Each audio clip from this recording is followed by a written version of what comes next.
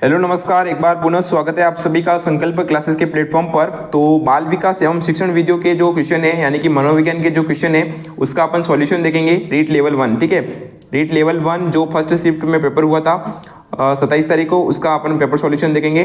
तो सबसे पहले पहला क्वेश्चन है, हल के प्रभावी प्रतिक्रिया संभाव्यता सूत्र में प्रतिक्रिया निषेध का प्रतीक क्या है। तो इसका राइट आंसर हो जाएगा अपने ऑप्शन नंबर बी। ठीक है, डी हो जाएगा, प्रतिक्रिया संभाव्यता सूत्र का निषेध का प्रतीक क्या है, तो ऑप्शन नंबर बी। ठीक है, चलिए क्वेश्चन नंबर 2 को देखेंगे। क्वेश्चन नंबर 2 है, गार्डनर के अनुसार बहुबुद्धि सिद्धांत को विद्यालयों में किस प्रकार लागू करना चाहिए। तो इसका राइट आंसर हो जाएगा आपके ऑप्शन नंबर बी, शिक्षकों को कला, संगीत और भूमिका अभिनय जैसे विविध तरीकों का उपयोग करके पाठ पढ़ाने के लिए प्रशिक्षित करके। ठीक है, तो ऑप्शन नंबर बी इसका राइट आंसर हो जाएगा।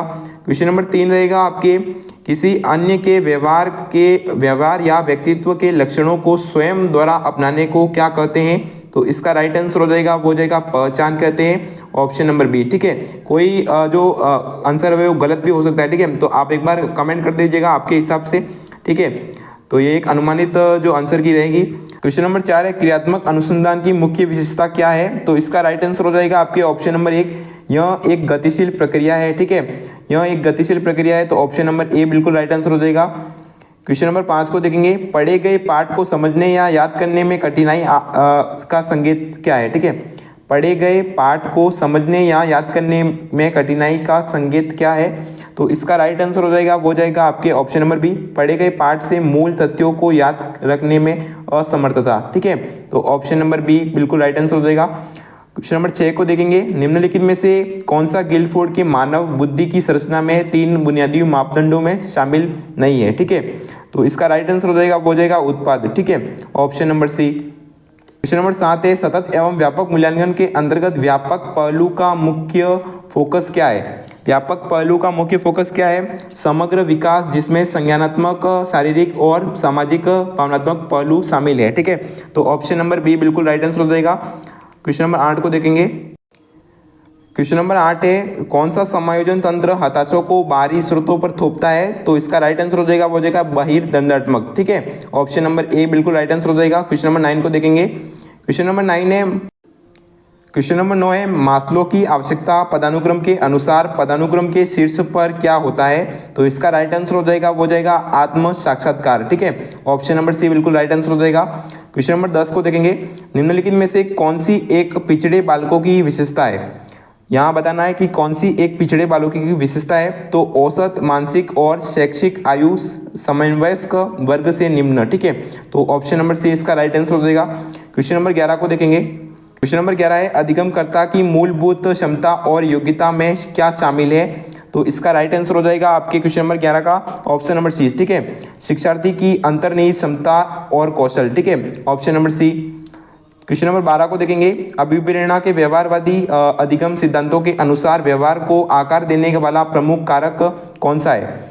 व्यवहार को प्रमुख आकार देने वाला प्रमुख कारक कौन सा है। क्वेश्चन नंबर 12 को देखेंगे, पुनर्बलन। ठीक है, ऑप्शन नंबर सी बिल्कुल राइट आंसर है। क्वेश्चन नंबर 13 है, व्यक्तित्व की संकल्पना में निम्नलिखित में से कौन सा सम्मिलित नहीं है। तो इसका आपके राइट आंसर हो जाएगा, वो जाएगा स्थिर संगठन, ऑप्शन नंबर डी। ठीक है, स्टैटिक ऑर्गेनाइजेशन सम्मिलित नहीं है, तो ऑप्शन नंबर डी बिल्कुल राइट आंसर हो जाएगा। क्वेश्चन नंबर 14 को देखेंगे। क्वेश्चन नंबर 14 है, अलाभान्वित बच्चों के लिए मुख्य भावनात्मक चुनौती क्या है। क्या पूछा गया है कि अलाभान्वित बच्चों के लिए मुख्य भावनात्मक चुनौती क्या है। तो इसका अपने राइट आंसर हो जाएगा, वो हो जाएगा आपके हीनता ग्रंथि और नकारात्मकता। ठीक है, ऑप्शन नंबर 1। क्वेश्चन नंबर 15 को देखेंगे। क्वेश्चन नंबर 15 है, बर्ट के अनुसार शैक्षिक लब्धि की गणना का सूत्र क्या है। तो इसका राइट आंसर हो जाएगा, वो जाएगा आपके CA भाजक EA × 100। ठीक है, तो ऑप्शन नंबर ए बिल्कुल राइट आंसर हो जाएगा। क्वेश्चन नंबर 16 है, पूर्व संक्रियात्मक अवस्था के दौरान कौन सी क्षमता विकसित होती है। ठीक है, पूर्व संक्रियात्मक अवस्था के दौरान कौन सी क्षमता विकसित होती है। तो इसका अपने राइट आंसर हो जाएगा, वो जाएगा आपके ऑप्शन नंबर बी। ठीक है, प्रतीकात्मक सोच, ऑप्शन नंबर बी बिल्कुल राइट आंसर हो जाएगा। क्वेश्चन नंबर 17 को देखेंगे। क्वेश्चन नंबर 17 है, RT अधिनियम में छात्रों के सीखने के मूल्यांकन के लिए शिक्षकों की जिम्मेदारी के बारे में क्या कहता है। ठीक है, आरटी अधिनियम जो है सीखने की मूल्यांकन शिक्षकों की जिम्मेदारी के बारे में क्या कहते हैं, तो इसका जो राइट आंसर हो जाएगा वो जाएगा आपके ऑप्शन नंबर ए, प्रत्येक बच्चे की सीखने की क्षमता का मूल्यांकन करे और आवश्यकता के अनुसार अतिरिक्त निर्देश दे। ठीक है, तो ऑप्शन नंबर ए बिल्कुल राइट आंसर हो जाएगा। क्वेश्चन नंबर 18 को देखेंगे। क्वेश्चन नंबर 18 है, निम्नलिखित में से कौन सी एक व्यक्तित्व मापन के प्रक्षेपण परीक्षण की विधि नहीं है। व्यक्तित्व मापन के प्रक्षेपण परीक्षण की विधि कौन सी नहीं है, तो इसका जो राइट आंसर हो जाएगा वो जाएगा रेटिंग मापनी। ठीक है, रेटिंग मापनी जो नहीं है ऑप्शन नंबर सी। ठीक है, क्वेश्चन नंबर 19 को देखेंगे।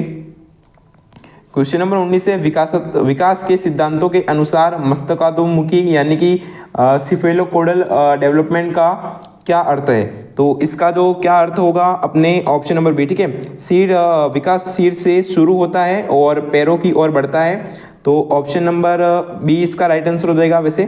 ठीक है, option number B right answer है। क्वेश्चन नंबर 20 है, एनसीएफ 2005 के अनुसार बाल केंद्रित शिक्षण का मुख्य फोकस क्या है। एनसीएफ 2005 के अनुसार बाल केंद्रित शिक्षण का मुख्य उद्देश्य क्या हो जाएगा, इसका right answer option number B. ठीक है, बच्चों के अनुभवों, आवाज़ों और सक्रिय भागीदारी को महत्व देना, ऑप्शन नंबर बी बिल्कुल राइट आंसर हो जाएगा। क्वेश्चन नंबर 21 को देखेंगे। क्वेश्चन नंबर 21 है, एएचडी वाले छात्रों की सीखने में मदद के लिए कौन सी शिक्षण तरीका सुझाया गया है, तो इसका जो राइट आंसर हो जाएगा वो जाएगा ऑप्शन नंबर डी, बहुत सारी तस्वीरों को दृश्य संकेतों का उपयोग करना। ठीक है, तो ऑप्शन नंबर डी बिल्कुल राइट आंसर हो जाएगा। क्वेश्चन नंबर 22 को देखेंगे। क्वेश्चन नंबर 22 है, बंडूरा ने दूसरों के व्यवहार का अवलोकन करके सीखने को क्या नाम दिया है, तो इसका राइट आंसर हो जाएगा वो जाएगा स्थानापन्न अधिगम, ऑप्शन नंबर सी। ठीक है, option number C right answer हो जाएगा। क्वेश्चन नंबर 23 को देखेंगे। क्वेश्चन नंबर 23 है, जेम्स ड्रीवर के अनुसार परिणामवादी कल्पना को किस प्रकार की कल्पना में वर्गीकृत किया गया है, तो इसका राइट आंसर हो जाएगा वो जाएगा व्यवहारिक और सैद्धांतिक। ठीक है, क्या हो जाएगा, व्यवहारिक और सैद्धांतिक में वर्गीकृत किया गया है कल्पना को।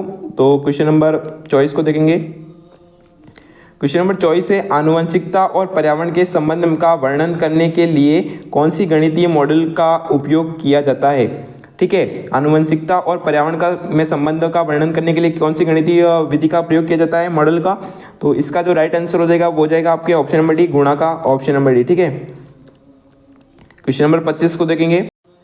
क्वेश्चन नंबर 25 से, एनसीईआरटी के दस्तावेज प्रारंभिक स्तर पर सीखने के प्रतिफलों के उद्देश्य के बारे में क्या कहते हैं, तो इसका राइट आंसर हो जाएगा वो जाएगा यह सुनिश्चित करना कि छात्र आयु उपयुक्त दक्षताओं को प्राप्त करे, तो ऑप्शन नंबर सी। ठीक है, तो ऑप्शन नंबर सी इसका राइट आंसर हो जाएगा। क्वेश्चन नंबर 26 को देखेंगे।